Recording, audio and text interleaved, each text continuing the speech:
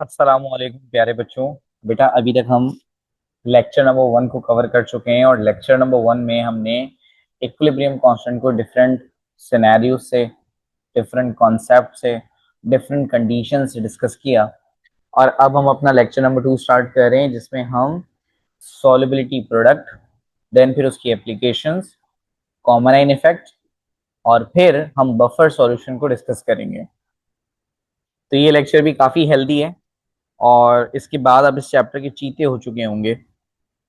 हमें जल्दी जल्दी कुछ चीज़ों को डिस्कस करना है, तो हम स्टार्ट करें विद सॉल्युबिलिटी। अच्छा, अब सॉल्युबिलिटी को समझने के लिए आपको ये पता होना चाहिए कि सॉल्यूशंस कितनी तरह के होते हैं। तो एक सॉल्यूशन होता है जिसे हम कहते हैं सैचुरेटेड सॉल्यूशन, आपने ये चीजें ऑलरेडी सुनी होंगी। एक सॉल्यूशन कहलाता है अनसैचुरेटेड सॉल्यूशन और एक सॉल्यूशन कहलाता है सुपर सैचुरेटेड सॉल्यूशन। अब इनके मतलब को जल्दी से समझ लीजिए। देखें, सैचुरेटेड का मतलब क्या होता है? सैचुरेटेड का मतलब होता है जिसमें सॉल्यूट मैक्सिमम हो और मजीद सॉल्यूट डिसॉल्व ना हो सके, यानी it contains maximum amount of solute at room temperature. तो बेटा रूम टेम्परेचर में मैक्सिमम सॉल्यूट अगर आप डिसॉल्व कर दें तो उस सॉल्यूशन को हम कहते हैं सैचुरेटेड सॉल्यूशन। फॉर एग्जांपल, आप एक ग्लास में पानी लें, उस ग्लास के अंदर आप नमक डालते रहें, डालते रहें, डालते रहें, डालते रहें। एक ऐसा टाइम आएगा कि नमक हल होना बंद हो जाएगा, यानी अब इसमें मैक्सिमम नमक आप हल कर चुके हैं। तो वो सॉल्यूशन क्या कहलाएगा बेटा? Unsaturated solution. मान लीजिए हम एक रफ आइडिया लगाते हैं, सोडियम क्लोराइड बहुत अच्छे से पानी में डिजोल्व हो जाता है। आपने देखा होगा कभी भी अगर आप नमक को पानी में डिजोल्व करेंगे तो बड़े आराम से वो डिजोल्व हो जाता है। अब मैं आपको NaCl की कैपेसिटी बता दूं। बेटा NaCl 100 ml के अंदर 36 ग्राम डिजोल्व हो जाता है, ठीक है, पर 100 ml ऑफ वाटर। तो NaCl की सॉलिबिलिटी क्या हो गई? NaCl की सॉलिबिलिटी हो गई 36 ग्राम्स पर 100 ml ऑफ वाटर। क्लियर? अब ये NaCl की कैपेसिटी है डिजोल्व होने की। तो सैचुरेटेड सॉल्यूशन क्या होगा? सैचुरेटेड सॉल्यूशन ये होगा कि 100 ml के अंदर आपने 36 ग्राम डिसॉल्व कर दिए, तो जहर आपने मैक्सिमम कर दिए, अब मजीद डिसॉल्व नहीं हो रहा, तो ये सॉल्यूशन सैचुरेटेड कहलाएगा क्योंकि जितनी लिमिट थी वो आपने फुल कर दी है। जबकि अनसैचुरेटेड क्या होता है? जिसमें मजीद सॉल्यूट हल हो सकता है, यानी मोर सॉल्यूट कैन बी डिसॉल्व, जिसमें मजीद सॉल्यूट डिसॉल्व हो सकता है। अब फॉर एग्जाम्पल, एक सॉल्यूशन तुम बना रहे हो 100 ml का, उसके अंदर तुमने सिर्फ 20 ग्राम्स ऑफ NaCl डिसॉल्व किए। कितने डिसॉल्व किए? सिर्फ 20 ग्राम्स। तो आपको नहीं लगता कि मजीद हो सकता है? बिल्कुल हो सकता है, क्योंकि NaCl की जो कैपेबिलिटी है वो 36 ग्राम्स की है। कितनी है? 36 ग्राम्स की। तो यार अभी तो आपने सिर्फ 20 ग्राम्स डिसॉल्व किए, यानी आप अभी मजीद NaCl इसमें डिसॉल्व कर सकते हैं। तो that solution is called unsaturated solution. जितना हो सकता था उतना कर दिया, सैचुरेटेड। 36 हो सकता था, 36 ही किया है, सैचुरेटेड। 36 हो सकता था, अभी 36 किया नहीं है, 10 करा है, 15 करा है, 20 करा है, 25 करा है, 30 करा है, 36 नहीं किया। तो वो सॉल्यूशन क्या कहलाएगा बेटा? वो सॉल्यूशन कहलाएगा अनसैचुरेटेड। जबकि सुपर सैचुरेटेड क्या होता है बेटा? सुपर सैचुरेटेड एक ऐसा सॉल्यूशन होता है जिसमें हम मोर सॉल्यूट ऐड करते हैं एट एलिवेटेड टेम्परेचर। कब ऐड करते हैं? At elevated temperature. तो होता यह है कि अगर मैं 100 ml ऑफ वाटर के अंदर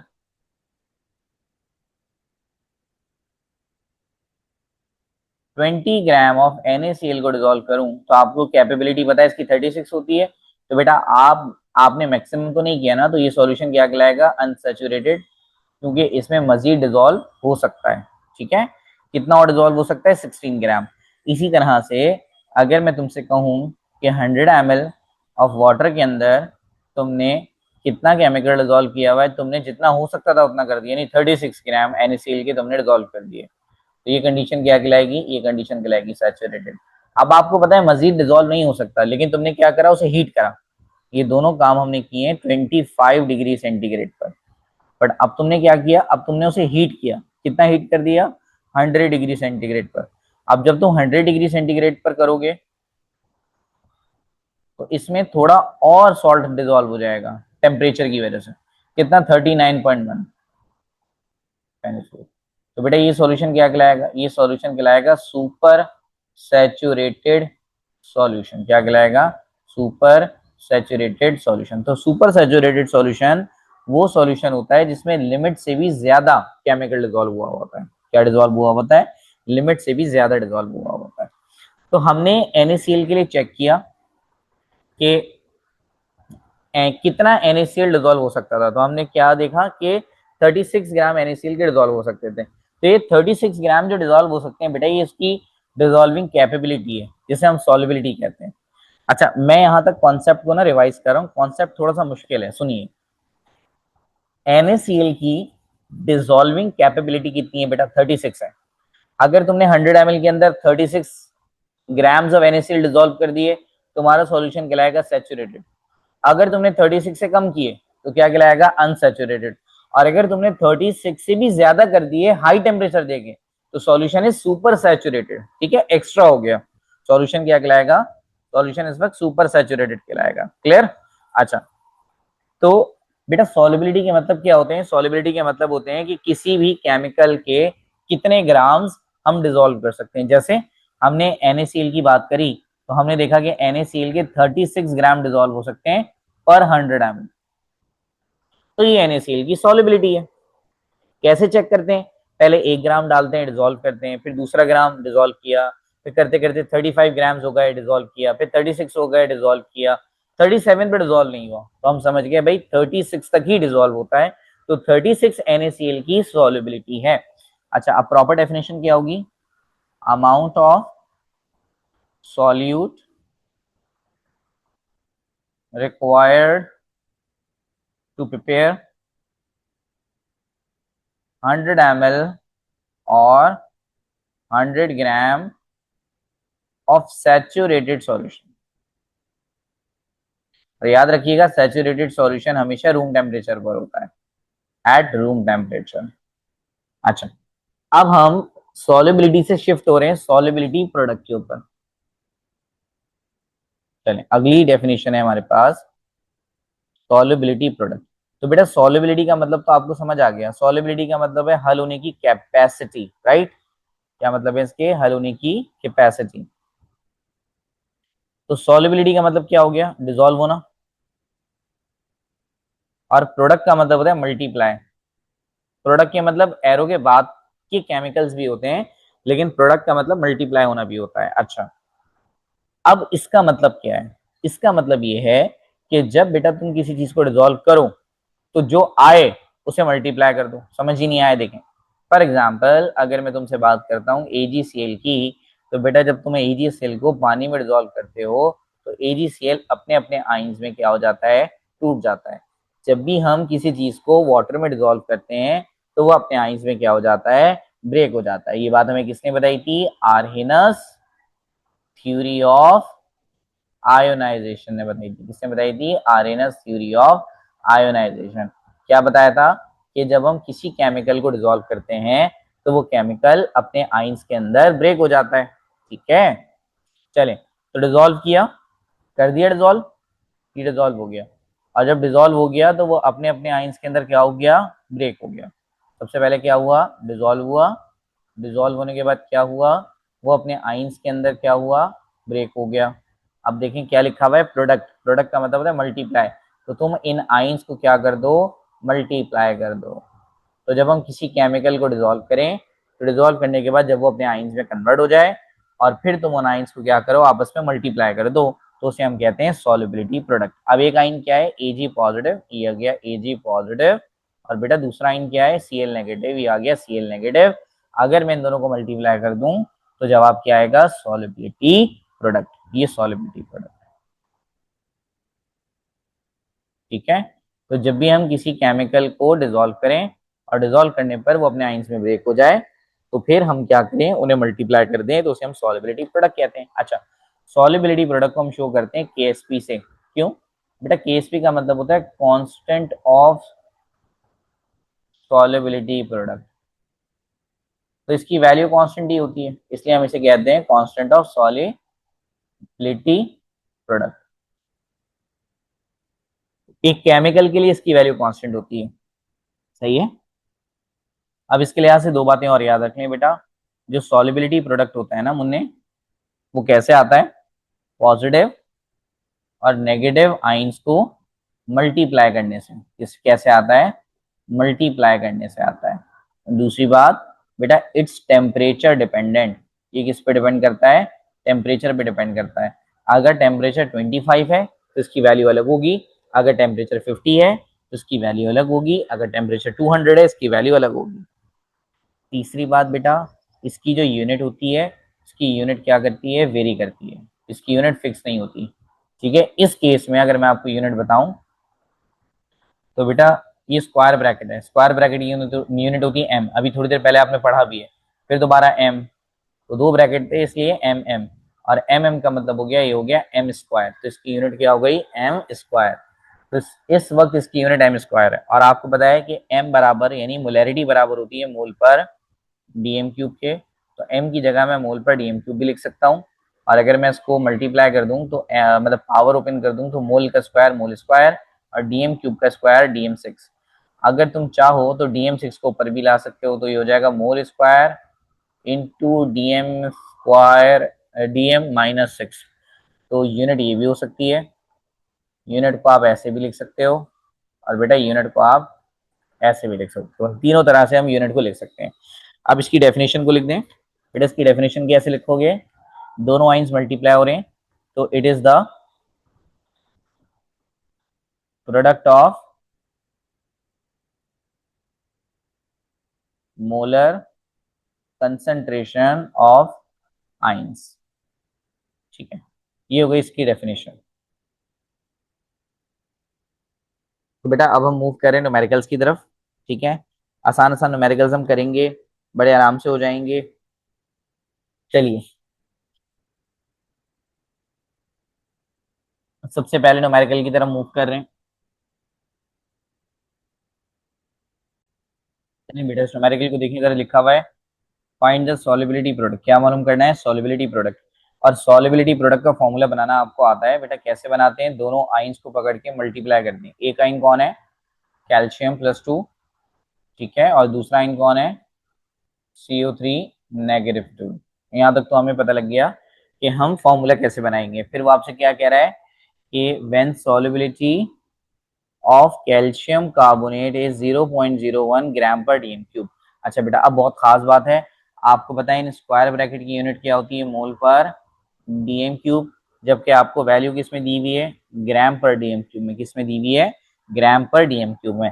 अब हम जल्दी से पहले तो इस ग्राम को ग्राम पर डीएम क्यूब से किस में ले आएंगे? मोल पर डीएम क्यूब में। तो याद रखिएगा, ग्राम से मोल में जाने के लिए हम क्या करते हैं? मॉलिक्यूलर मास से डिवाइड। क्या करते हैं? मॉलिक्यूलर मास से डिवाइड। जब भी तुम ग्राम से मोल में जाते हो तो मॉलिक्यूलर मास से डिवाइड करते हो, और जब भी तुम मोल से ग्राम में आओगे तो मॉलिक्यूलर मास से क्या कर दोगे? मल्टीप्लाई। चलें, अब जरा पहले इस ग्राम वाली वैल्यू को हम किस में ले आए? डीएम क्यूब में। देखिएगा जरा, तो अब आपके पास लिखा हुआ है 0.001 ग्राम पर डीएम क्यूब। तो बेटा सबसे पहले क्या करोगे? सबसे पहले तुम इसे चेंज करो, ठीक है। क्या दी हुई है वैल्यू तुम्हें? सॉल्युबिलिटी की जो तुम्हें वैल्यू दी हुई है वो कितनी दी हुई है? 0.001 ग्राम पर डीएम क्यूब। पहले तो इसे एक्सपोनेंट में ले आओ, 1 2 3। तो बेटा ये हो गया, जो सॉल्युबिलिटी आ रही है 1 मल्टीप्लाइड 10⁻³ ग्राम पर डीएम क्यूब। अब आपको इतनी बात पता है कि बेटा ग्राम से डीएम क्यूब में जाने के लिए हम क्या करते हैं? Divided by molecular mass. तो उसका जरा मॉलिक्यूलर मास निकालें। केमिकल कौन है? Calcium carbonate. तो भाई कैल्शियम का जो मास होता है वो होता है 40, कार्बन का जो मास होता है वो होता है 12, ऑक्सीजन का जो मास होता है वो होता है 16 और मल्टीप्लाई बाय 3, क्योंकि ऑक्सीजन कितने हैं, 3 है। ये सबके मासेस आपको याद होने चाहिए मुन्ने, ठीक है। चलिए मल्टीप्लाई देना सिखा रहा हूँ, आप प्लस करना सिखा रहा हूँ। तो 0 और 2 कितने होते हैं बेटा, 2, 4 और 1 कितने होते हैं, 5। अब 16 को 3 से मल्टीप्लाई दें, मैंने आपसे कहा था कि 20 तक के टेबल्स आपको याद होने चाहिए। तो 16 3 जा 48।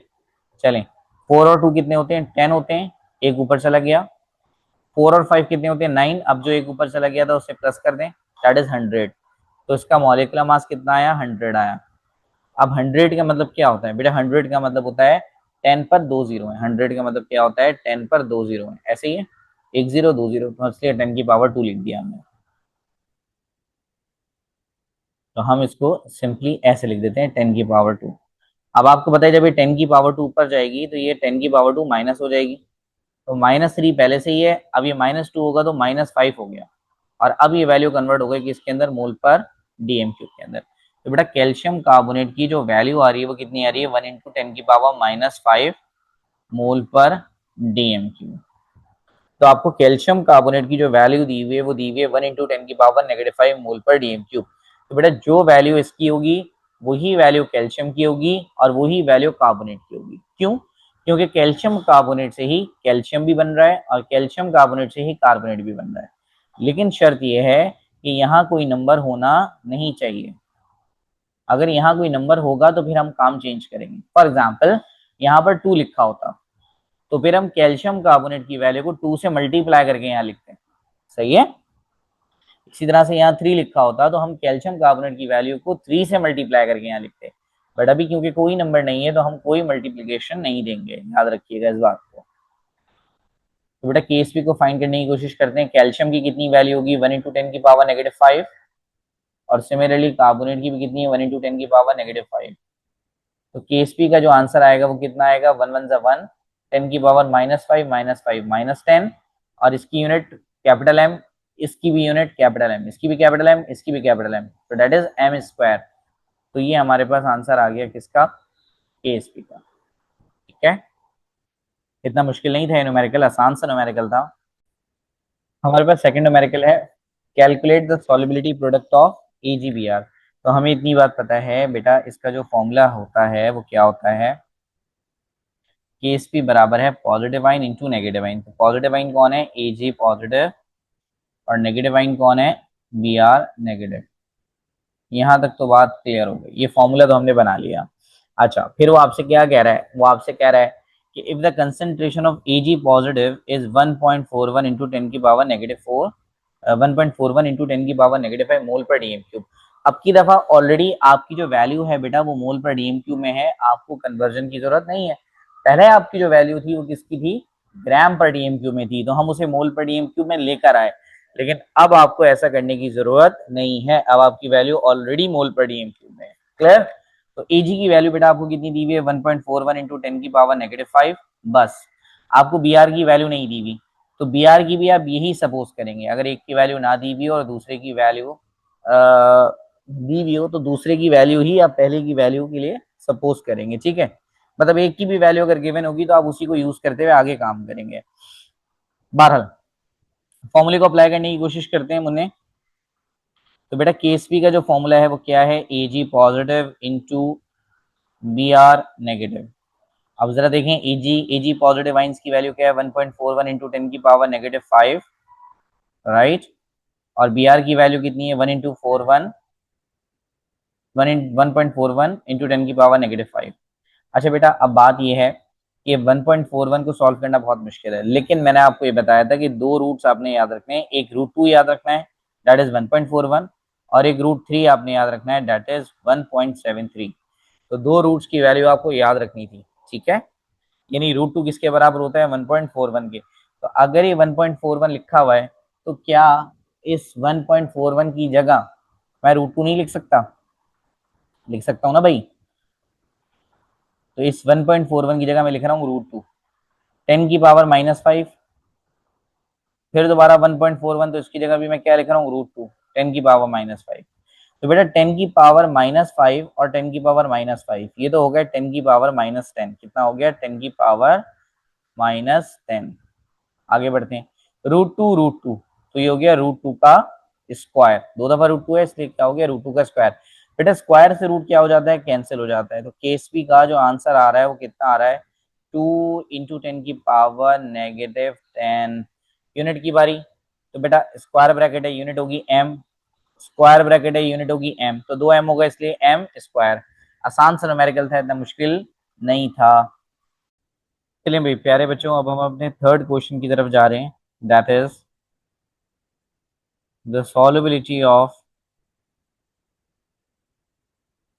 AB2 is 3 × 10⁻³ मोल पर डीएम क्यूब। स्टिल अब भी वैल्यू मोल पर डीएम क्यूब में है, आपको मोल पर डीएम क्यूब में लाने की जरूरत नहीं, अगर ग्राम पर डीएम क्यूब में होती तो हम मोल पर डीएम क्यूब में लेके आते।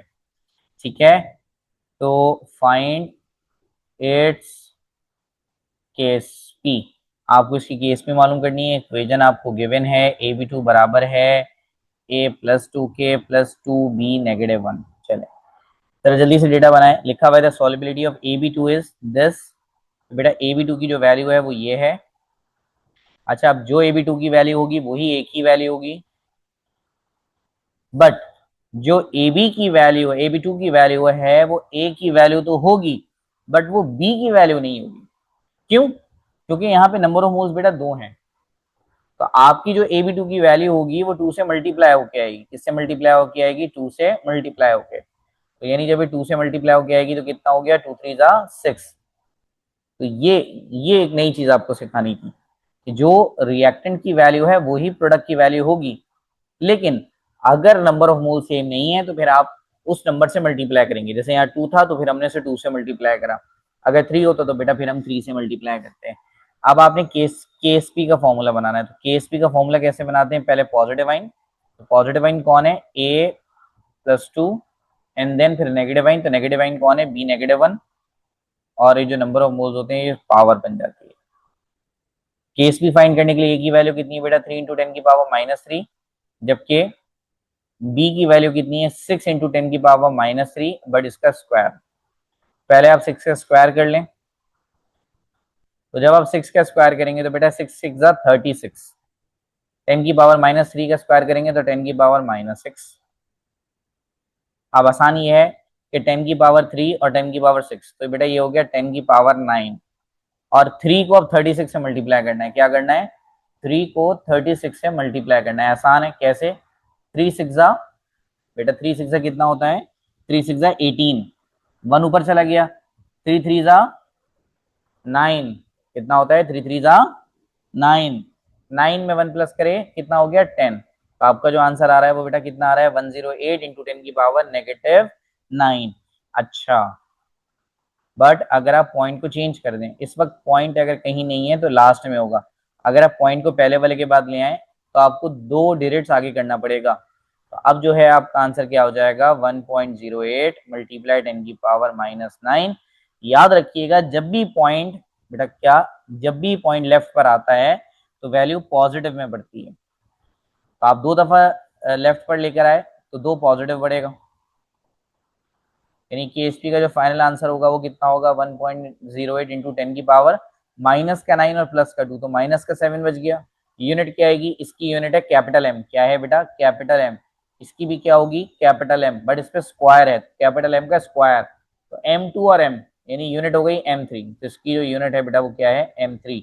तो हमने अभी तक क्या सीखा कि अगर सॉलिबिलिटी गिवन हो तो सॉलिबिलिटी प्रोडक्ट कैसे निकालते हैं। क्या सीखा, अगर सॉलिबिलिटी गिवन हो तो सॉलिबिलिटी प्रोडक्ट कैसे निकालते हैं।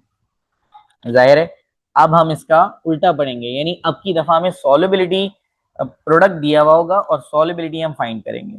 ठीक है, क्वेश्चन नंबर 4 देखिएगा जरा, the solubility product of barium sulphate is 1.0 × 10⁻⁻10 mole square पर DM6। तो अब की दफा आपको सॉलिबिलिटी प्रोडक्ट दिया हुआ है, find out the solubility of barium sulphate in gram per DM cube, जबकि वो आपसे कह रहा है the molecular mass of barium sulphate is 233। चलें काम स्टार्ट करते हैं।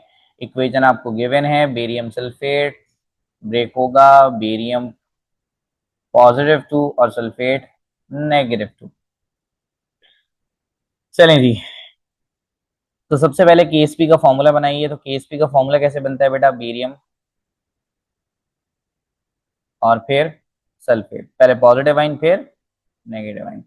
अब की दफा लिखा हुआ है the solubility product of barium sulphate is 1 × 10⁻⁻10। यानी आपको अब की दफा सॉल्युबिलिटी प्रोडक्ट की वैल्यू गिवन है, कितनी है बेटा, 1। अच्छा 1.0 और 1 एक ही बात है, कितनी है, 10⁻⁻10। बेरियम आपको गिवन नहीं है, आपसे कह रहा है find out the solubility of barium sulphate. तो बेटा सॉल्युबिलिटी मालूम करनी है तो इसको भी एक्स के बराबर सपोज करेंगे, इसको भी एक्स के, क्योंकि ये नहीं पता तो हम इसे एक्स के बराबर सपोज करते हैं। पहले हमें इक्वल के बाद वाली चीजें दी हुई होती थी तो हम केस भी निकाल देते हैं, अब हमें केस भी दिया हुआ है तो अब हम ये निकालेंगे, राइट। तो 1 × 10⁻⁻10 बराबर हो गया एक्स स्क्वायर के, x x x square, square जब उधर जाता है तो बेटा क्या बन जाता है, रूट बन जाता है। अच्छा, तो 1 का रूट कितना होता है, 1 का रूट 1 ही होता है, और पावर हमेशा रूट में आधी हो जाती है, तो पावर 10 है माइनस का, तो कितनी हो जाएगी, -5। इस वक्त जो यूनिट होगी वो कितनी होगी, मोल पर डीएम। तो इसका मतलब आपका आंसर कितना आ गया, 1 × 10⁻⁻5 मोल पर डीएम क्यूब। लेकिन उसने आपसे क्या कहा बेटा, उसने आपसे कहा कि मुझे आंसर किस में चाहिए, ग्राम पर डीएम क्यूब में। याद करें वो लम्हात, अगर कभी भी ग्राम से मोल में जाते हैं तो डिवाइड करते हैं मॉलिक्यूलर मास से, और अगर मोल से ग्राम में जाते हैं तो बेटा मल्टीप्लाई करते हैं किससे, मॉलिक्यूलर मास से। अभी तुम्हें ग्राम से मोल में जाना है नहीं, तुम तो मोल में हो, तो तुम्हें मोल से ग्राम में जाना है, तो अब की दफा तुम क्या करोगे, मॉलिक्यूलर मास से मल्टीप्लाई करोगे, राइट। तो आंसर इज 1 × 10⁻⁻5। अब तुम मल्टीप्लाई कर दो इसे मॉलिक्यूलर मास से। मॉलिक्यूलर मास कितना दिया हुआ है बेरियम सल्फेट का, 233। कितना दिया हुआ है, 233। तो 1 को 233 से मल्टीप्लाई करें जरा, 1 को जब आप 233 से मल्टीप्लाई करेंगे तो ये बेटा ये आंसर आ जाएगा कितना, 233, क्योंकि 1 को किसी भी नंबर से मल्टीप्लाई करें आंसर तो वही आता है।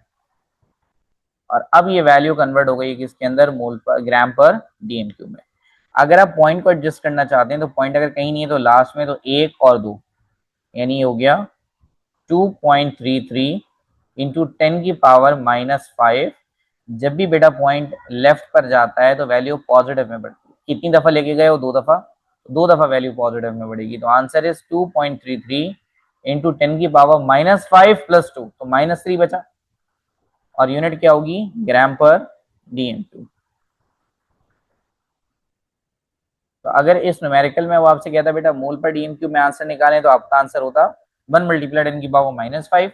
और अगर वो आपसे कहता है ग्राम पर डीएम क्यूब में निकालें तो बेटा ग्राम पर डीएम क्यूब के लिहाज से जो आंसर है वो कितना है, 2.33 इंटू 10⁻³ ग्राम पर डीएम क्यूब। अब हम मूव कर रहे हैं एप्लीकेशंस की तरफ। देखो बेटा केएसपी की 3 एप्लीकेशंस हैं, यानी केएसपी की वैल्यू को हम 3 कामों में इस्तेमाल कर सकते हैं। सबसे पहली चीज, डिटर्मिनेशन ऑफ सॉल्युबिलिटी। आप केएसपी को यूज कर सकते हो सॉल्युबिलिटी को डिटरमाइन करने के लिए, और ऐसे न्यूमेरिकल अभी हमने किए भी, ठीक है। नंबर 2, आप केएसपी को यूज कर सकते हैं प्रेसिपिटेशन को बताने के लिए, यानी टू प्रिडिक्ट प्रेसिपिटेशन और टाइप ऑफ सॉल्यूशन।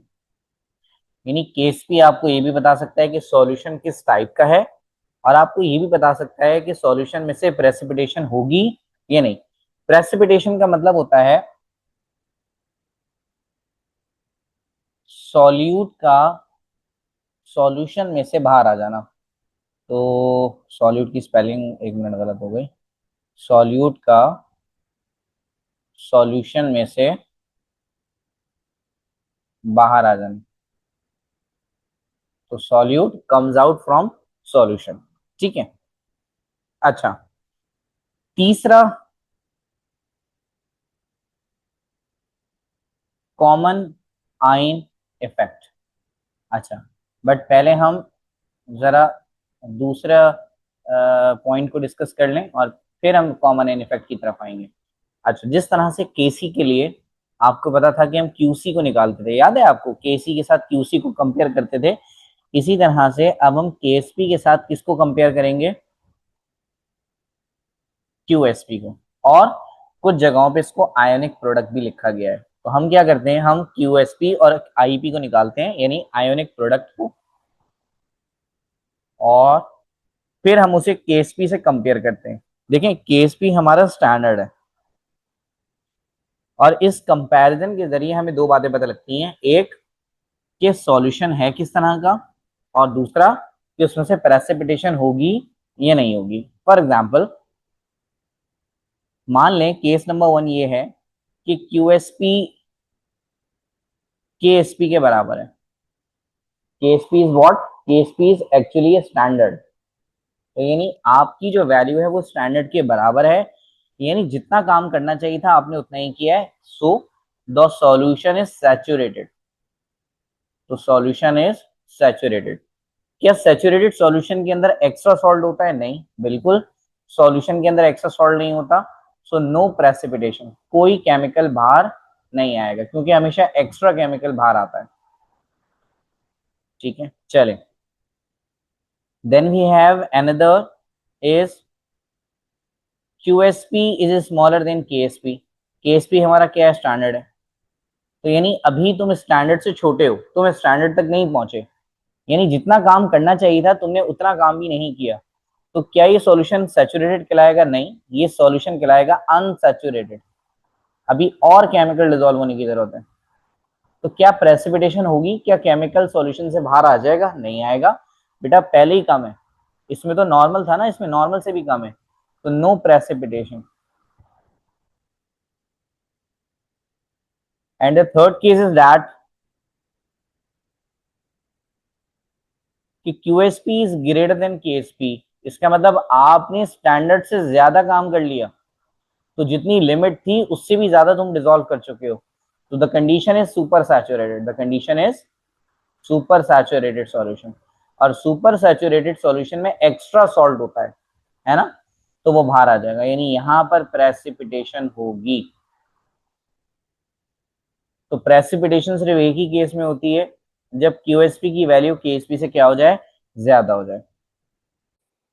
तो हम इससे रिलेटेड एक न्यूमेरिकल पढ़ेंगे, और उस न्यूमेरिकल में हम पहले क्यूएसपी की वैल्यू फाइंड करेंगे, और क्यूएसपी की वैल्यू फाइंड करने के बाद फिर हम उसको कंपेयर करेंगे केएसपी से। अगर वो बराबर हुआ तो हम कहेंगे सैचुरेटेड सॉल्यूशन है, अगर क्यूएसपी कम हुआ तो हम कहेंगे अनसैचुरेटेड है, और अगर क्यूएसपी ज्यादा हुआ तो हम कहेंगे कि ये सुपर सैचुरेटेड है। चलिए बच्चों, इस न्यूमेरिकल को देखिएगा जरा, वो कह रहा है शुड एजीसीएल प्रेसिपिटेट, क्या एजीसीएल प्रेसिपिटेट होगा या नहीं। तो बेटा हमें क्या मालूम करना पड़ेगा, क्यूएसपी मालूम करना पड़ेगा, और क्यूएसपी का फॉर्मूला क्या होगा एजीसीएल के लिए, आपको पता है। जिस तरह से केएसपी निकालते हैं, पहले पॉजिटिव को लें फिर नेगेटिव को लें और दोनों को मल्टीप्लाई कर दें, बिल्कुल इसी तरह से हम क्यूएसपी भी सेम तरह से फाइंड करते हैं। तो ये फॉर्मूला है, आगे बढ़ते हैं। From a solution prepared by mixing 400 cm cube of 0.1 NaCl, एक वैल्यू आपको ये दी हुई है NaCl के लिए, बट आपको तो वैल्यू चाहिए AgCl के लिए, लेकिन आपको दी हुई है NaCl के लिए। अब AgCl में से अगर हम NaCl को देखें तो बेटा Cl मैच हो रहा है, क्या मैच हो रहा है, Cl मैच हो रहा है, तो इस वैल्यू को हम यूज करेंगे फॉर Cl नेगेटिव। आगे चलते हैं, लिखा हुआ है 600 cm cube of 0.03 molar solution of AgNO3। अब AgCl और AgNO3 में से बेटा कौन मैच हो रहा है, Ag मैच हो रहा है, यानी ये वैल्यू हम इस्तेमाल करेंगे Ag पॉजिटिव के लिए। तो हमें Ag पॉजिटिव के लिए भी वैल्यू निकल गई और Cl के लिए भी वैल्यू निकल गई। बट इस वैल्यू को यूज कैसे करें, इस वैल्यू को यूज करने का भी एक तरीका होता है, वो तरीका क्या है मैं आपको भी बता रहा हूं, देखें। मान लें कि सबसे पहले हम काम कर लेते हैं Ag पॉजिटिव के लिए, बेटा किसके लिए काम कर रहे हैं, Ag पॉजिटिव के लिए। तो कैसे, ये Ag पॉजिटिव की वैल्यू है 600 cm cube of 0.03 m of AgNO3। अब आप इसे यूज कैसे करेंगे याद रखिएगा, आप volume divided by total volume multiply by concentration, ये फॉर्मूला यूज करेंगे। ठीक है, ये फॉर्मूला अब आपने याद रखना है। अब बताएं वॉल्यूम कितना है बेटा आपके पास, 600, कितना वॉल्यूम है 600, कंसेंट्रेशन कितनी है 0.03, राइट। अब रही बात टोटल वॉल्यूम, तो बेटा टोटल वॉल्यूम का मतलब क्या होता है, दोनों वॉल्यूम को जमा कर दें। एक वॉल्यूम आपके पास 400 है और एक वॉल्यूम आपके पास 600 है, तो बेटा 400 और 600, तो 400 और 600 कितने होते हैं, 1000 होते हैं, कितने होते हैं 1000 होते हैं। चलें अभी कैसे सॉल्व होगा, सिंपल, दो जीरो से दो जीरो आप क्या कर दें, कैंसिल कर दें। और अब आप क्या करें कि आप जल्दी से 6 अपनी जगह पे ही है, नीचे डिवाइड में 10 है, ठीक है। अच्छा, अब इसे एक्सपोनेंट में ले आइए, एक और दो, तो ये हो जाएगा 3 × 10⁻⁻²। ठीक है, जब भी पॉइंट राइट साइड पे जाएगा तो वैल्यू नेगेटिव में बढ़ती है। देन अब आप क्या करेंगे कि 6 3 × 18। अच्छा, अब ये 10⁻⁻² है और ये वाला 10 जब ऊपर जाएगा तो ये भी 10 की पावर इनवर्स हो जाएगी। अभी कुछ नहीं है तो +1 है, ऊपर जाके क्या हो जाएगा -1। अगर हम इन सब चीजों को सॉल्व कर दें तो यह आ जाएगा 18 × 10⁻², और -1, तो बेटा 10⁻³ हो गई, कितनी हो गई 10⁻³ हो गई। इस तरह से हमने किसकी वैल्यू को फाइंड कर लिया, एजी की वैल्यू को। इसी तरह से हम सीएल की वैल्यू को भी फाइंड करेंगे, और जब सीएल की वैल्यू भी फाइंड हो जाएगी तो फिर हम दोनों को मल्टीप्लाई करके क्यूएसपी निकालेंगे और फिर हम चलें। अब जिस तरह से हमने एजी की वैल्यू कैलकुलेट करी है, बिल्कुल इसी तरह से हम किसकी वैल्यू कैलकुलेट करेंगे, सीएल की। फॉर्मूला क्या होगा, V by total V into concentration. चलें कैसे काम करेंगे, जरा जल्दी से बताएं, वॉल्यूम कितना है अब 400, तो अब की दफा जो वॉल्यूम हम यूज करेंगे बेटा वो कितना होगा 400 होगा। टोटल वॉल्यूम कितना है 1000, क्यों, क्योंकि एक का 400 है एक का 600 है, तो टोटल हो गया 1000। कंसेंट्रेशन किसकी है, इसकी 0.1 है, एक जीरो से एक जीरो कैंसिल, एक जीरो से एक जीरो कैंसिल। अच्छा, चलें आगे, जरा देखिएगा, ये 4 अपनी जगह पे ही रहेगा, इसको जरा सॉल्व कर दें तो ये हो जाएगा 1 × 10⁻⁻⁻1, और ये जो 10 बचा है ये जब ऊपर जाएगा तो ये हो जाएगा 10 इनवर्स। तो अब अगर हम आंसर को कैलकुलेट करें तो कितना हो गया 4, अब 4 × 1 = 4, 10⁻⁻1 और -1 कितनी हो गई बेटा 10⁻²। तो अब हमारे पास एजी की वैल्यू भी आ गई और हमारे पास सीएल की वैल्यू भी आ गई, यानी अब हम इजीली क्या फाइंड कर सकते हैं, क्यूएसपी, क्या फाइंड कर सकते हैं, क्यूएसपी, क्यूएसपी। चलें, तो क्यूएसपी का फॉर्मूला हमने क्या लिखा था, एजी पॉजिटिव इंटू सीएल नेगेटिव। अब जरा एजी पॉजिटिव देखें कितना है, 18 × 10⁻³ और सीएल कितना है बेटा 4 × 10⁻⁻²। अच्छा, एक बात तो बहुत आसान है, 10⁻³ और -2, तो बेटा ये कितना हो गया 10⁻⁻5। ठीक है, -3 और -2 इज -5। अब 18 को 4 से मल्टीप्लाई करना है, किसको 18 को 4 से, तो बेटा 4 8 जा 4 के टेबल में 8 आता है, बिल्कुल आता है, तो 4 8 जा 32, कितना होता है 32, तो 3 ऊपर चला गया। अब 4 1 जा 4 और जो 3 ऊपर गया था उसको ले 72, कितना आ रहा है 72। अगर आप इसे राउंड ऑफ करना चाहें तो राउंड ऑफ भी कर सकते हैं, एक्सपोनेंट में ला सकते हैं, अभी पॉइंट कहीं नहीं है तो यहाँ है, यहाँ ले आइए, दैट इज 7.2 × 10⁻⁻5 पहले से ही है, और जब भी पॉइंट लेफ्ट पर जाता है तो वैल्यू पॉजिटिव में बढ़ती है, यानी कि +1। तो ये क्या हो जाएगा, क्यूएसपी बराबर है 7.2 × 10⁻⁻4। तो अब आपके पास क्यूएसपी की वैल्यू भी फाइंड हो चुकी है। अब आपने जस्ट कंपेयर करना है, क्या करना है, अब आपने जस्ट कंपेयर करना है। अच्छा, अब देखिएगा जरा, क्यूएसपी आपको पता है बेटा कितना है, क्यूएसपी कितना है, क्यूएसपी इज 7.2 × 10⁻⁻4, और अगर आप केएसपी देखें तो कितना है 1.6 × 10⁻⁻10, कितना है 1.6 × 10⁻⁻10। अब आपको पता है -10 ज्यादा छोटा होता है, -4 कम छोटा है, ऐसा ही है ना, तो इसका मतलब क्यूएसपी इज ग्रेटर देन केएसपी। -10 ज्यादा छोटा होता है ना, ये स्मॉलर है, ये लार्ज है। तो QSP is greater than KSP। तो ये कंडीशन ये बताती है कि the solution is super saturated. ये सॉल्यूशन कैसा हुआ बेटा? सुपर सैचुरेटेड हुआ। और सुपर सैचुरेटेड में से प्रेसिपिटेशन होती है, हम लिख देते हैं प्रेसिपिटेट आउट। तो यहां पर हमारे पास फाइनली QSP का टॉपिक, KSP का टॉपिक एंड हो गया।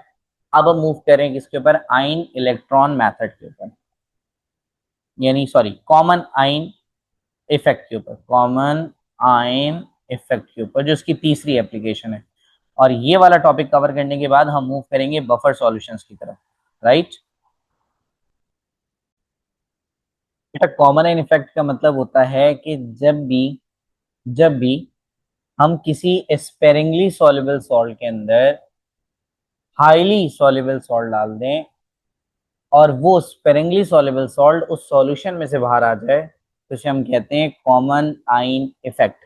दोबारा बता रहा हूं, जब भी हम किसी स्पेरिंगली सॉल्युबल सॉल्ट के अंदर हाईली सॉल्युबल सॉल्ट डाल दें, तो क्या होता है कि जो स्पेरिंगली सॉल्युबल सॉल्ट है वो सॉल्यूशन में से बाहर आ जाता है।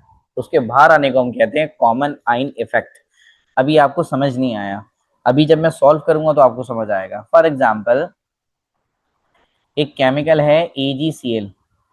तो AgCl को जब हम वाटर में डिजोल्व करते हैं तो वो अपने आयंस में ब्रेक हो जाता है, Ag पॉजिटिव और Cl नेगेटिव में। ये बात किसने बताई थी? आर्हेनस थ्योरी ऑफ आयोनाइजेशन ने। अच्छा, ये जो AgCl है ना बेटा, ये जो AgCl है ये स्पेरिंगली सॉल्युबल सॉल्ट है। स्पेरिंगली सॉल्युबल सॉल्ट का मतलब ये इतने अच्छे से डिजोल्व नहीं होता, ठीक है। जबकि अगर मैं बात करूं KCl की, तो ये हाईली सॉल्युबल है। ये क्या है? हाईली सॉल्युबल कहते हैं, आप इसे फ्रीली फ्रीली सॉल्युबल भी कह सकते हैं, ठीक है। ये फ्रीली सॉल्युबल सॉल्ट है, फ्रीली सॉल्युबल सॉल्ट। तो हम क्या करते हैं कि जब भी हम एक स्पेरिंगली सॉल्युबल सॉल्ट के अंदर फ्रीली सॉल्युबल सॉल्ट डालते हैं, तो सॉल्यूशन फ्रीली सॉल्युबल सॉल्ट से इंटरेक्ट कर लेता है और स्पेरिंगली सॉल्युबल सॉल्ट को छोड़ देता है। यानी ये असल में होता है वीक, ठीक है, ये होता है स्ट्रॉन्ग। तो ये तो हमारे डेली लाइफ में भी होता है ना। अगर आपको पहले से कोई अच्छा मिल जाता है तो आप पुराने वाले को छोड़ देते हैं ना। इसी तरह से सॉल्यूशन में भी होता है, जब सॉल्यूशन को पहले से अच्छा कोई मिल जाता है तो वो उसको छोड़ के नए वाले के साथ अट्रैक्ट करता है, ठीक है। तो AgCl जब वाटर में जाता है तो AgCl Ag पॉजिटिव और Cl नेगेटिव में ब्रेक हो जाता है। अच्छा, अब ये जो है ये कौन सी स्टेट कहला रही है बेटा? Undissolved state. क्या कहला रही है? अनडिजोल्व। और ये क्या कहलाती है? डिजोल्व स्टेट, क्योंकि जब हम वाटर में डिजोल्व करते हैं तो वो अपने आइंस में ब्रेक हो जाता है।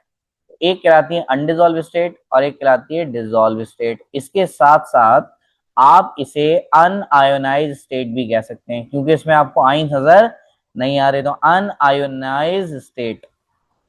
और इसी तरह से Ag पॉजिटिव और Cl नेगेटिव ये क्या है? आयंस हैं, तो इसे आप कह सकते हैं आयोनाइज्ड स्टेट।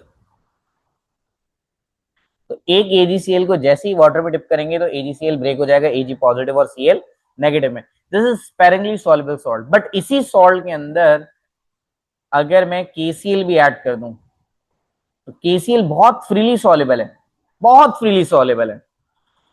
अब अगर आप यहां पर एक चीज नोट करना चाहें कि AgCl को भी ब्रेक करके Cl नेगेटिव आया और KCl को भी ब्रेक कर Cl नेगेटिव आया, क्योंकि ये दोनों सेम है। ये दोनों अगर आप देखें तो ये दोनों तो क्या है मुन्ने? ये दोनों तो सेम है, राइट। ये दोनों सेम है, तो सेम की वजह से हम इसे बोलते हैं कॉमन।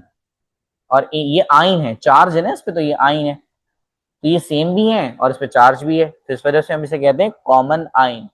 अब इसकी वजह से जो इफेक्ट आएगा उसे हम कहेंगे कॉमन आइन इफेक्ट। तो होता क्या है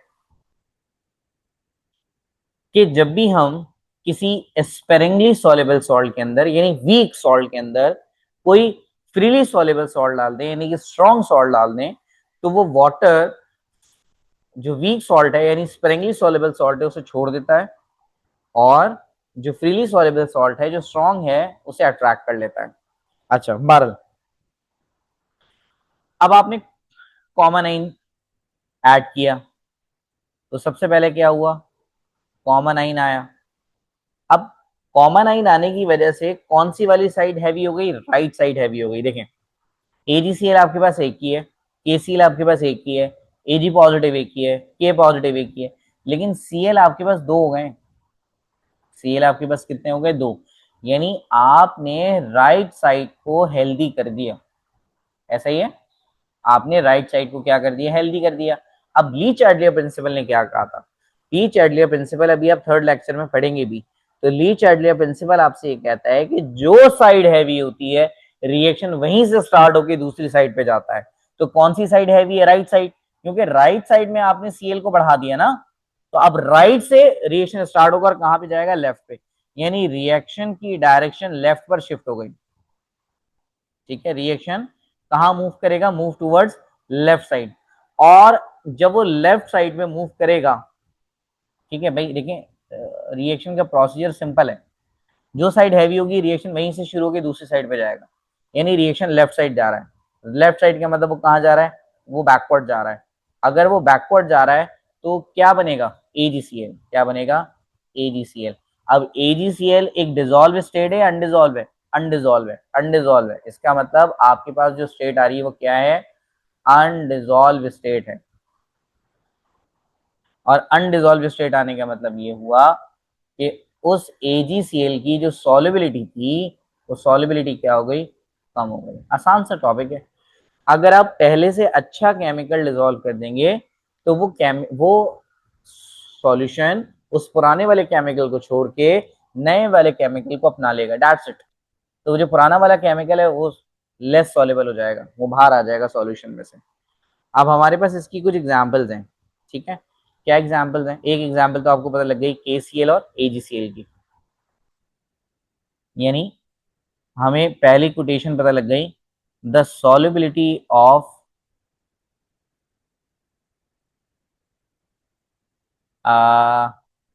AgCl is suppressed by adding KCl।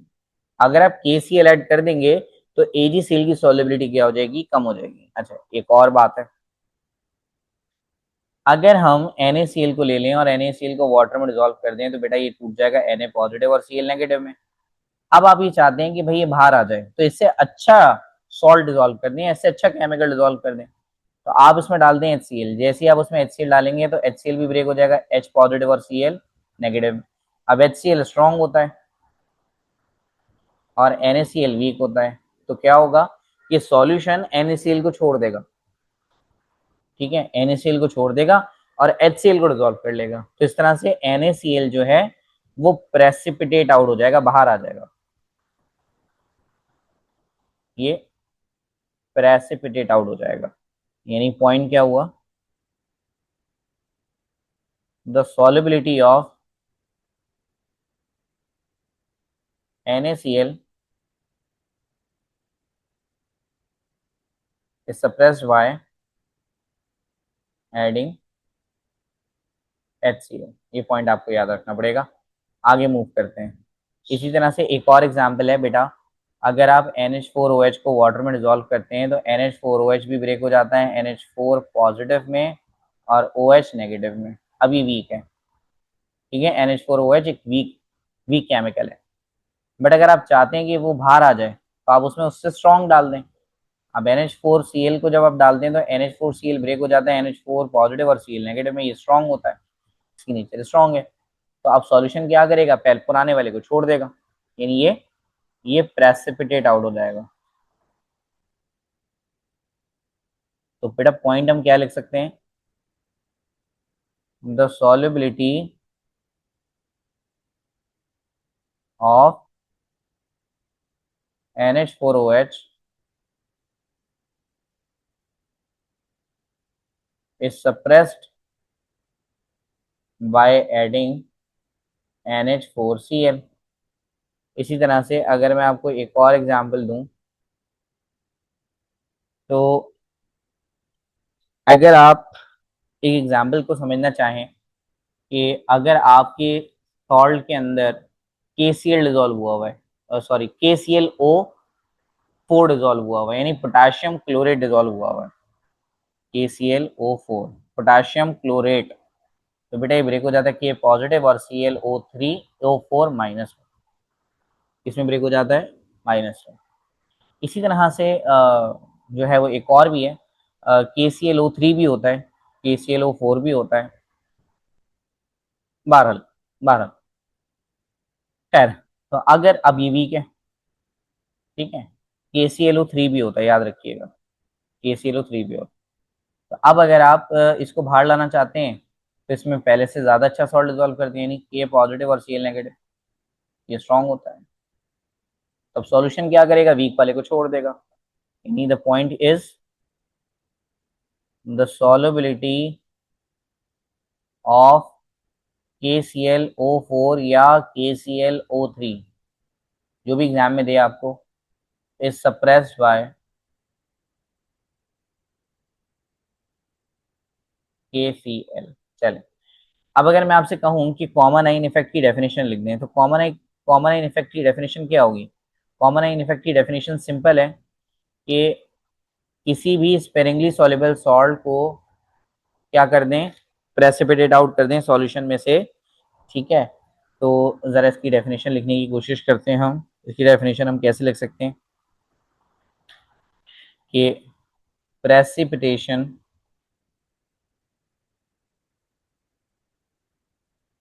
Of weak substance लिख दें, केमिकल लिख दें, इलेक्ट्रोलाइट लिख दें, एक ही बात है, इलेक्ट्रोलाइट जिसमें से करंट भी पास कर सकते हो। तो precipitation of weak substance, chemical और electrolyte by adding a common ion is called common ion effect.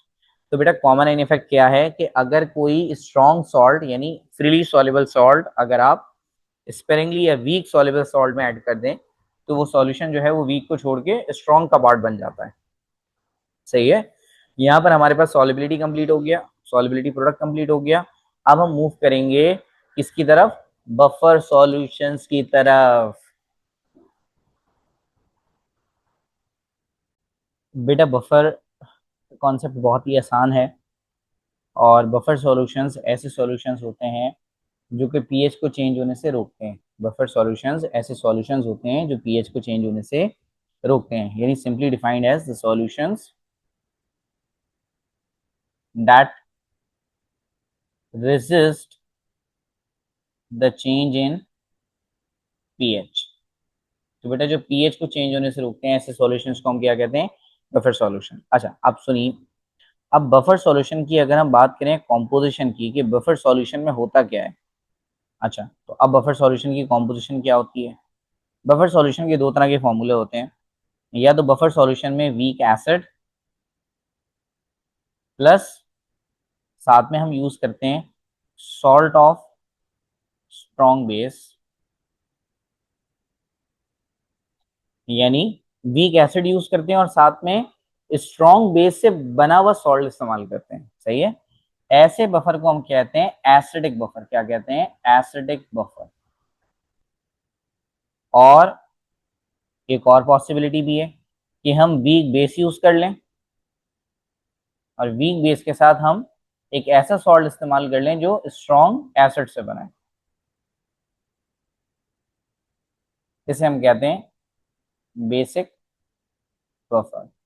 बेटा बफर बहुत ज्यादा जरूरी होते हैं, बफर बहुत ज्यादा जरूरी होते हैं। अब आपको पता है, अगर हम अपने ब्लड की बात करें, तो हमारे ब्लड की जो पीएच होती है ना बेटा, वो 7.35 से 7.45 तक होती है बस। अगर अगर अगर आप इसे ऑल्टर कर दो ना, अगर आप इसे चेंज करके या तो 7 कर दें और या आप 8 कर दें, मतलब थोड़ा सा ही चेंज कर दें, तो पता है आपको क्या होगा, आप सरवाइव ही नहीं कर सकते, आपकी डेथ हो जाएगी।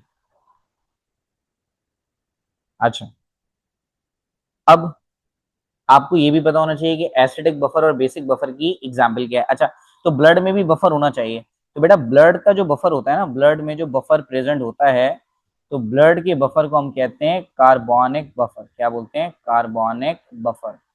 तो एमसीक्यूज आ सकता है, the buffer present in blood is called dash. तो आंसर इज कार्बोनिक बफर। अच्छा, एसिडिक बफर की एग्जाम्पल आपको याद होनी चाहिए बेटा। एसिडिक बफर की जो एग्जाम्पल है वो है एसीटेट बफर। क्या है? Acetate buffer. अब एसीटेट बफर का फॉर्मूला भी पता होना चाहिए। तो एसीटेट बफर दो चीजों से मिलकर बनता है, एक एसिटिक एसिड से और दूसरा सोडियम एसीटेट से। अब अगर आप इस फॉर्मूले के अंदर एसिटिक एसिड का फॉर्मूला जानना चाहें तो बेटा एसिटिक एसिड का फॉर्मूला होता है CH3COOH और सोडियम एसिडेट का फॉर्मूला होता है CH3COONA। इस बफर के अंदर ये जो CH3COOH है यानी एसिडिक एसिड है, ये काम करेगा वीक एसिड के तौर पे, और ये CH3COONA ये काम करेगा सॉल्ट ऑफ स्ट्रॉन्ग बेस के तौर पे। सही है। इसी तरह से आपको बेसिक बफर की एग्जाम्पल भी पता होनी चाहिए। तो बेटा बेसिक बफर की जो एग्जाम्पल है वो है अमोनियम बफर। ठीक है। अब आपको अमोनियम बफर का फॉर्मूला भी पता होना चाहिए। तो अमोनियम बफर का जो फॉर्मूला है वो क्या होता है? अमोनियम हाइड्रोक्साइड, थोड़ा सा तेज पढ़ा रहा हूं मैं आपको, बट आपने इसको अच्छे से एक दफा रिवाइज करना है। और अमोनियम क्लोराइड। चलिए, अब बेटा अमोनियम हाइड्रोक्साइड का जो फॉर्मूला होता है वो होता है NH4OH, और अमोनियम क्लोराइड का जो फॉर्मूला होता है वो होता है NH4Cl। अब यहाँ पर ये जो अमोनियम हाइड्रोक्साइड है ना, ये वीक बेस है, और जो NH4Cl है ये क्या है? ये salt of strong acid. Acid base का प्रॉपर कॉन्सेप्ट के लिए ना आप एसिड बेस एंड सॉल्ट्स वाले मेरा लेक्चर देख लें, आपको बहुत सारी चीजें वहां क्लियर हो जाएगी। अब हम एक छोटी सी टर्म की तरफ आ रहे हैं, डेट इज बफर कैपेसिटी। किसकी तरफ आ रहे हैं हम? बफर कैपेसिटी पे। बफर कैपेसिटी क्या होती है? बफर कैपेसिटी वो एबिलिटी होती है जो कि रेजिस्ट करती है पीएच को चेंज होने से। अब हम पढ़ने जा रहे हैं बफर कैपेसिटी। बफर कैपेसिटी का क्या मतलब होता है? तो बेटा बफर कैपेसिटी का मतलब क्या है कि किसी भी बफर के अंदर कितनी सलाहियत है कि वो पीएच को चेंज होने से रोके, यानी ability of a buffer to resist the change in pH. किसी भी बफर के अंदर कितनी कैपेसिटी है, कितनी एबिलिटी है, कितनी उसकी स्किल्स हैं कि वो पीएच को चेंज होने से रोके। ठीक है। तो इसे हम कहते हैं बफर कैपेसिटी। तो अब बफर कैपेसिटी को आप चाहें तो ऐसे भी शो कर सकते हैं, ऐसे भी लिख सकते हैं कि हाउ मच एसिड और base is added to change the pH। कि कितना एसिड और बेस डालने पर पीएच चेंज हो रही है। अब अगर ज्यादा डालने पर हो रही है, मतलब ज्यादा एसिड डालने पर चेंज हो रही है, तो फिर आप समझ जाएं कि बफर अच्छी क्वालिटी का है। और अगर बहुत थोड़ा सा एसिड डालें और पीएच चेंज हो जाए, इसका मतलब आपका बफर बेकार है। तो कॉन्सेप्ट ये है बफर कैपेसिटी का कि एक बफर कितना लड़ सकता है, उसे हम उसकी बफर कैपेसिटी कहते हैं। ठीक है। एक बफर कितना काम कर सकता है, ये उसकी बफर कैपेसिटी है। अगर वो थोड़ा सा एसिड डालने पर ही खराब हो जाए, थोड़ा सा बेस डालने पर ही खराब हो जाए, तो इसका मतलब वो बफर बेकार है। लेकिन अगर वो ज्यादा एसिड या बेस डालने पर भी पीएच को ठीक रखता है, तो इसका मतलब वो बफर अच्छी क्वालिटी का है।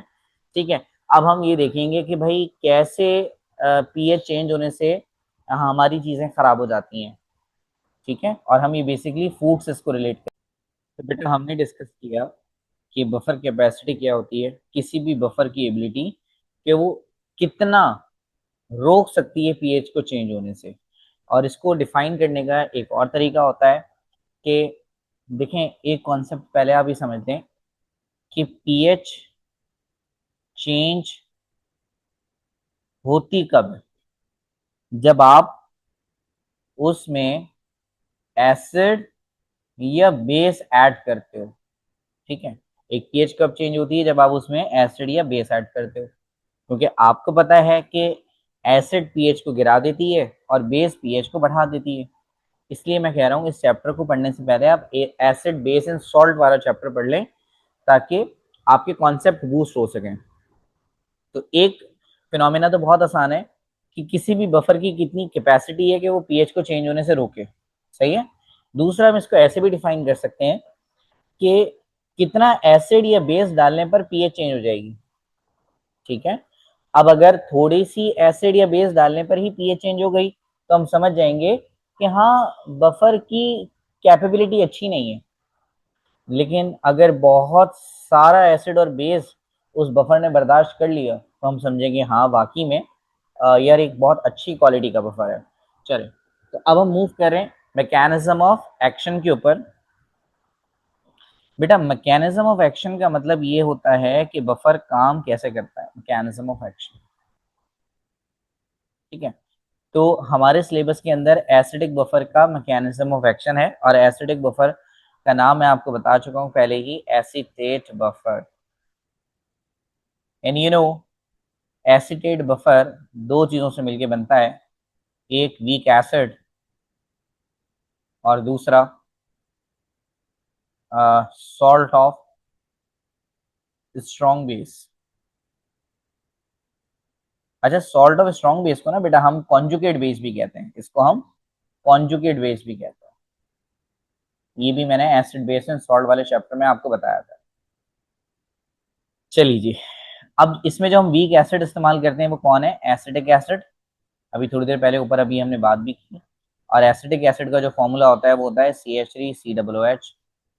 और कॉन्जुगेट बेस यानी कि सॉल्ट ऑफ स्ट्रॉन्ग बेस का जो नाम है यहाँ पर वो है सोडियम एसिटेट। और सोडियम एसिटेट का जो फॉर्मूला होता है वो होता है CH3COONA। राइट। अच्छा, अब मान लें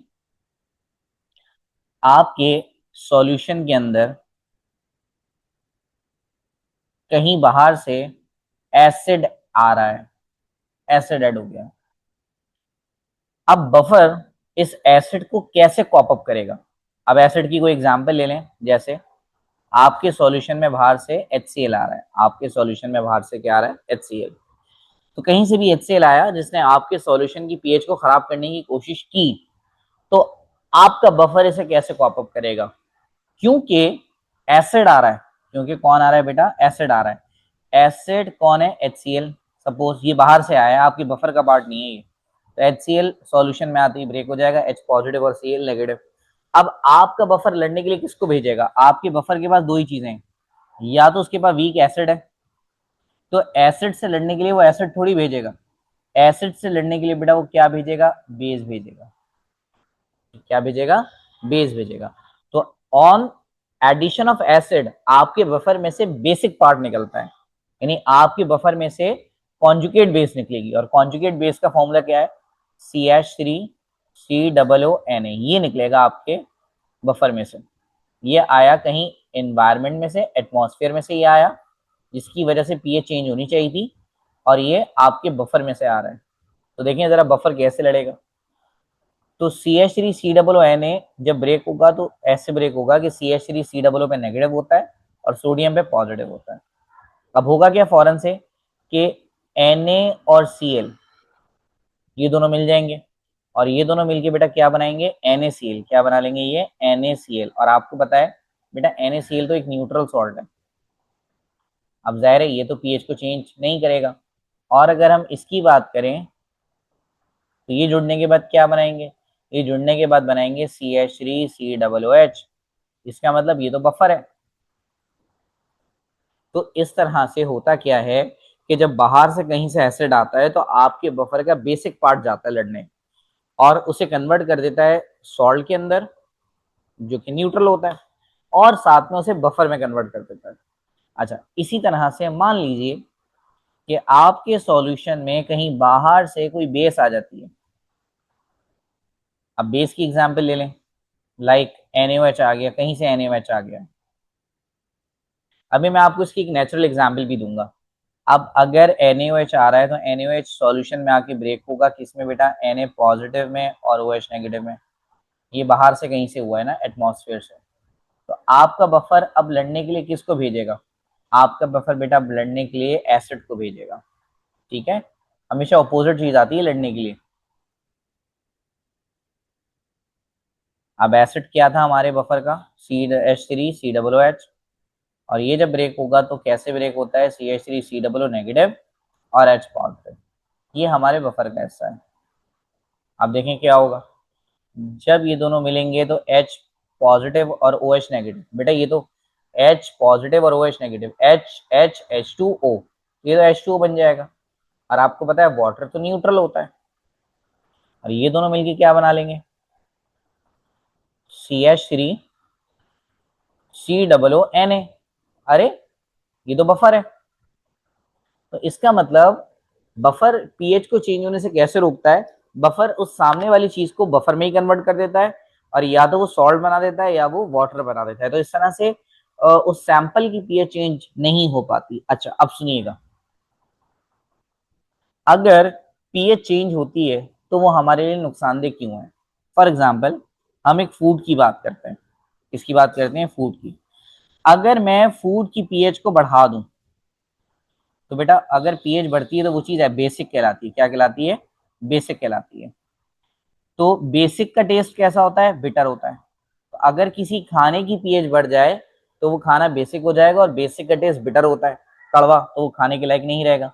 और इसी तरह से अगर किसी फूड की पीएच कम हो जाए, तो जिसकी पीएच कम होती है उसे हम एसिडिक कहते हैं। एसिड बेस इन सॉल्ट में मैंने पढ़ाया है 0 से लेके 6.9 तक की जो चीज होती है वो एसिडिक कहलाती है। देन फिर 7 आता है, 7 को हम न्यूट्रल कहते हैं। और फिर 7.1 से लेके 14 तक की जो चीज होती है उसे हम क्या कहते हैं, बेसिक कहते हैं। आप एक दफा एसिड बेस इन सॉल्ट का चैप्टर देख लीजिए ताकि आपके लिए कॉन्सेप्ट आसान हो जाए। अच्छा अब एसिड का टेस्ट कैसा होता है बेटा, एसिड का टेस्ट तो सोर होता है, खट्टा होता है। तो खाना अगर कड़वा हो जाए तब भी खाने के काबिल नहीं रहेगा, और अगर खाना खट्टा हो जाएगा तब भी वो खाने के काबिल नहीं रहेगा। अब मैं आपको एक नेचुरल एग्जाम्पल बताता हूँ।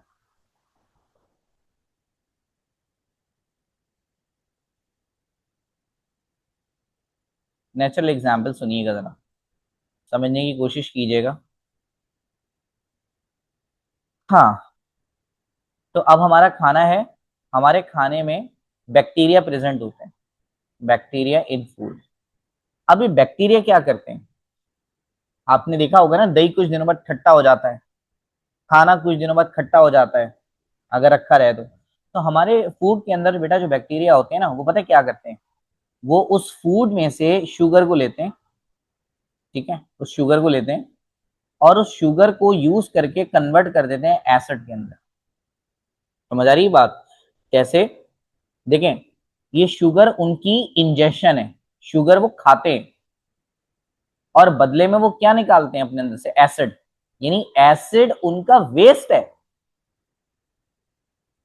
जैसे आप खाना खाते हैं ना, और आप वेस्ट भी निकालते हैं, इसी तरह से बैक्टीरिया शुगर खाते हैं और बदले में क्या निकालते हैं, एसिड निकालते हैं। अब वो जब एसिड निकालेंगे बेटा, तो वो खाना तो एसिडिक हो जाएगा।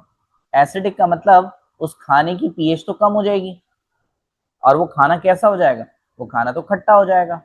तो तभी ये होता है कि जो नॉर्मल दही होता है वो 1 से 2 दिन बाद खट्टा हो जाता है। क्यों, क्योंकि उसमें से बैक्टीरिया खाना खाता है, और जब बैक्टीरिया खाना खाता है तो वो शुगर लेता है और बदले में क्या निकाल देता है, एसिड निकाल देता है। और जाहिर है फिर वो खाना हमारे किसी काम का नहीं रहता, क्योंकि वो खाना तो खट्टा हो जाता है। अच्छा, एक बात हो गई।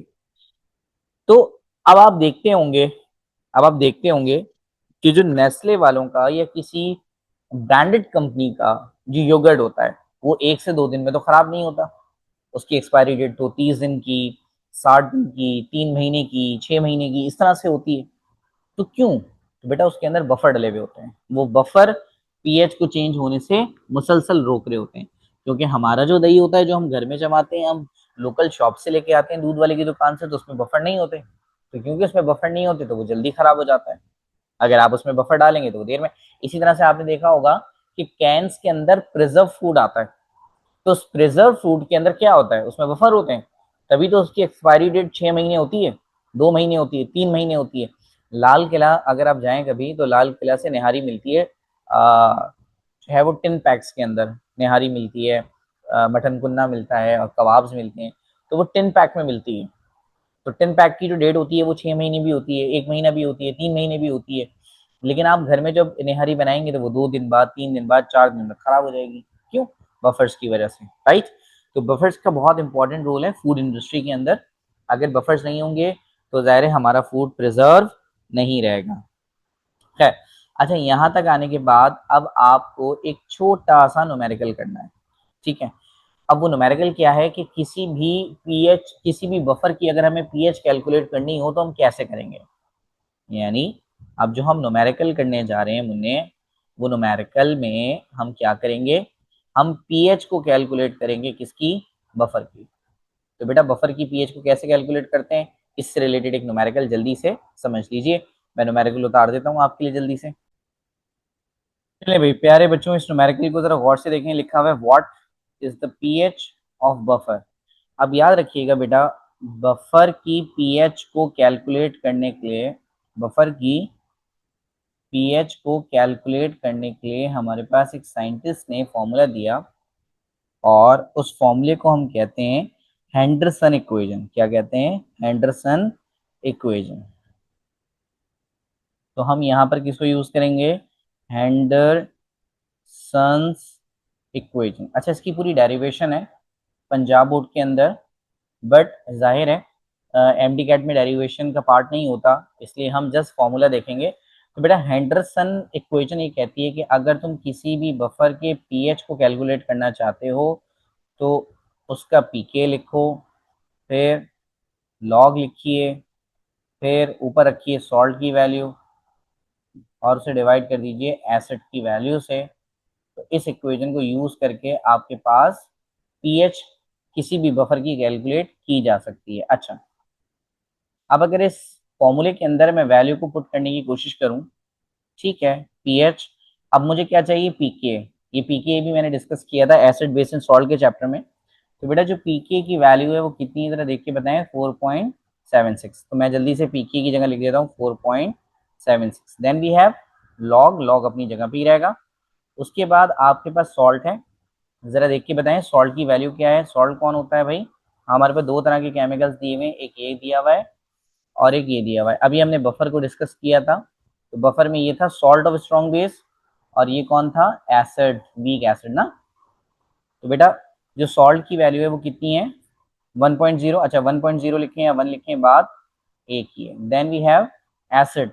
एसिड कौन है? CH3COOH। इसकी कितनी वैल्यू है? 0.1। ठीक है, चलें। तो सिंपली 4.76 प्लस लॉग। अच्छा, अब ये जो लिखा हुआ है 0.1, अगर मैं इसे एक्सपोनेंट को चेंज कर दूं तो ये हो जाएगा 1 × 10⁻⁻1। ऐसा ही है, क्योंकि जब भी पॉइंट जो है वो राइट साइड पे शिफ्ट होता है तो बेटा वैल्यू किस में आती है? वैल्यू नेगेटिव में आती है। अब जब भी लेफ्ट साइड पे शिफ्ट होता है तो वैल्यू किस में आती है? पॉजिटिव में आती है। अब इस 10⁻⁻1 को जब मैं ऊपर ले आऊंगा, जब 10⁻⁻1 को मैं ऊपर ले जाऊंगा तो ये हो जाएगा 1 × 10⁻⁻+। अच्छा, अब अगर पावर +1 होती है तो हम लिखते नहीं है, क्योंकि अगर कुछ नहीं लगा हुआ तो +1 लगा हुआ है। हाँ, अगर -1 होता है तो हमें लगाना पड़ता है। अब लॉग की कैलकुलेशन को थोड़ा सा समझ लीजिए बेटा। अगर लॉग में कोई भी चीज मल्टीप्लाई होती है ना, for example log a b, अब ए और बी मल्टीप्लाई हो रहे हैं, इसे आप कैसे लिखोगे? लॉग ए प्लस लॉग बी। इसी तरह से अगर लॉग में दो चीजें डिवाइड हो रही हैं, यानी लॉग ए बाई बी, तो कैसे लिखोगे? लॉग ए माइनस लॉग बी। तो बताने का मकसद ये है कि जब भी दो चीजें मल्टीप्लाई होती हैं तो बेटा आंसर मतलब लॉग के साथ पॉजिटिव लगता है, और जब भी दो चीजें डिवाइड होती हैं तो लॉग के साथ नेगेटिव लगता है। एक बात तो यहां तक क्लियर हो गई। तो ये कितना हो गया? 4.76 प्लस, अब लॉग 1 है तो लॉग 1, और फिर मल्टीप्लाई का साइन है। आपको पता है मल्टीप्लाई का साइन होता है तो हम क्या लगा देते हैं? प्लस। अगर डिवाइड होता है तो क्या लगा देते हैं? माइनस। और फिर कौन है? लॉग 10। अब मैं लॉग को बगैर कैलकुलेटर के एक एक ट्रिक आपको बता रहा हूं कि लॉग की कुछ वैल्यूज को आप कैसे रिजॉल्व करेंगे। तो याद रखिएगा कि बेटा लॉग को आसान अल्फाजों में समझ लें 10, ठीक है। तो बस जो भी 10 की पावर होती है ना वही लॉग का आंसर आता है, ठीक है। तो आप 10 की पावर के अकॉर्डिंग इसको सॉल्व करेंगे। मैं सॉल्व करना सिखाता हूँ आपको। फॉर एग्जाम्पल बेटा लिखा हुआ है लॉग 1। तो बेटा 1 जो है, क्या 1 10 की पावर बन सकता है? नहीं बन सकता, इसलिए आंसर इज 0। तो लॉग 1 का जो जवाब है वो 0 है। इसी तरह से अगर मैं बोलूँ लॉग 10, तो क्या 10 की पावर बन सकता है? बिल्कुल 1 बन सकता है। 1 कितना बन सकता है? 1 बन सकता है, क्योंकि उसके ऊपर अगर कोई पावर नहीं है तो 1। तो बस आप 10 की पावर काउंट कर लें। या तो 10 ही नहीं है तो पावर कैसे होती है, इसलिए आंसर 0 आया। यहाँ 10 है और इसके ऊपर कुछ नहीं है तो इसका मतलब 1 है। तो लॉग 10 इज 1। इसी तरह से अगर लिखा होता लॉग 100, तो बेटा पहले इसकी पावर बना लो, 1 0 2 0, तो ये हो गया लॉग 10 की पावर 2, ऐसे हो गया ये। तो अब इसमें जो लॉग का आंसर आएगा वो कितना आएगा? 2। सिर्फ पावर को देखना है आपने। इसी तरह से अगर लिखा होता लॉग 1000, बेटा 1000 में 3 0 आते हैं ना, तो 10 की पावर 3 है ये। तो लॉग 1000 निकालोगे कैलकुलेटर से तो लिखा आएगा 3। तो सिर्फ पावर को आपने उठाना है। इस तरह से लॉग 10,000, बेटा 10,000 में कितने जीरोस आते हैं? 10,000 में कितने जीरोस आते हैं? 4 जीरोस आते हैं, यानी 10 की पावर 4। तो लॉग की वैल्यू कितनी आएगी? 4। बस आसान है। यानी 1 के साथ जितने जीरोस होते हैं उनको काउंट करके लिख दें या पावर को काउंट कर लें, सही है। तो 4.76। अब लॉग 1 है तो बेटा लॉग 1 किसके बराबर होता है? लॉग 1 0 के बराबर होता है, तो यहाँ 0 आ गया। फिर लॉग 10 देखिएगा जरा, लॉग 10 किसके बराबर होता है? लॉग 10 1 के बराबर होता है, यहाँ 1 आ गया। अब आपको पता है ये 0 तो खत्म हो गया, जाहिर है। अब आप 4.76 में जब 1 प्लस करेंगे तो ये कितना हो जाएगा? 5.76। तो इस बफर की जो पीएच हमारे पास आई है वो कितनी आई है? 5.76। अब बफर का टॉपिक ऑलमोस्ट एंड हो गया। बस अब आपने फेडरल बोर्ड के अकॉर्डिंग कुछ चीज़ों की पीएच याद करनी है। मैं आपसे वो चीज़ें एक एक करके डिस्कस कर रहा हूँ, आप जल्दी जल्दी उनकी पीएच को मेमोराइज कर लीजिएगा, ठीक है। चलिए, सबसे पहले जो आपने पीएच याद करनी है बेटा, वो किसकी याद करनी है? आपको पीएच याद करनी है ह्यूमन ब्लड की। तो वो आपको मैंने पहले से ही बता दिया कि ह्यूमन ब्लड की जो पीएच होती है वो कितनी होती है? 7.35 से लेके 7.45, ठीक है। इसी तरह से फिर आपने किसकी पीएच याद रखनी है? फिर आपने याद रखनी है ह्यूमन टीयर्स की, यानी आंसुओं की पीएच।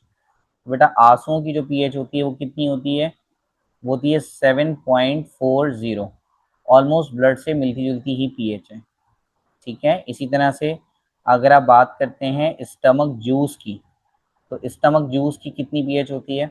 स्टमक जूस की पीएच होती है 1.65 से लेके 1.75। इसी तरह से अगर आप मिल्क की पीएच को देखें तो बेटा मिल्क की पीएच कितनी होती है? मिल्क की पीएच होती है 6.7 से लेके 6.8 तक। इसी तरह से अगर आप एग वाइट यानी अंडे की सफ़ेदी की बात करें, तो अंडे की सफ़ेदी की जो पीएच होती है ना मुन्ने, वो कितनी होती है? 8.0 से लेके 8.1 तक।